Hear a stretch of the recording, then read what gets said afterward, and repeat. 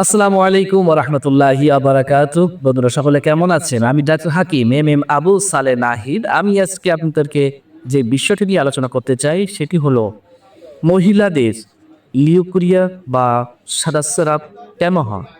এর অনেকগুলো কারণ আছে, তার মধ্য থেকে আমি উল্লেখযোগ্য কয়েকটি আপনাদেরকে জানাতে চাই। তার মধ্যে প্রথমত হলো জনিদারের স্বাস্থ্যবিধি মেনে না চলা। ২ নম্বর হচ্ছে অধিক পরিমাণে উপবাস থাকা।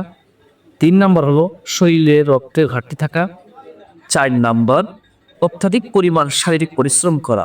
৫ নাম্বার ত্রুটিপূর্ণ শারীরিক সম্পর্ক করা। ৬ নাম্বার রোগগ্রস্ত পুরুষের সাথে যৌন সম্পর্ক করা। ৭ নাম্বার একাধিক পুরুষের সাথে সম্পর্ক স্থাপন করা। ৮ নাম্বার জরায়ু বা মুখে ফুসকা করা। ৯ নাম্বার জরায়ুতে গুড ব্যাকটেরিয়া ভালো ব্যাকটেরিয়ার উপস্থিতি কম থাকা। ১০ নাম্বার অত্যাধিক পরিমাণ মশলা জাতীয় ঝাল জাতীয় খাবার খাওয়া। ১১ নাম্বার টিকা নেওয়া, ঘন ঘন টিকা নেওয়া।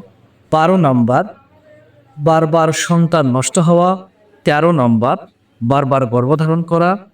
১৪ নাম্বার শরীরের ইস্ট্রোজেন এবং প্রোস্টেরোজেন হরমোনের কারণে পরিবর্তন হয়। ১৫-১৬ নম্বর মানসিক চাপ নেওয়া।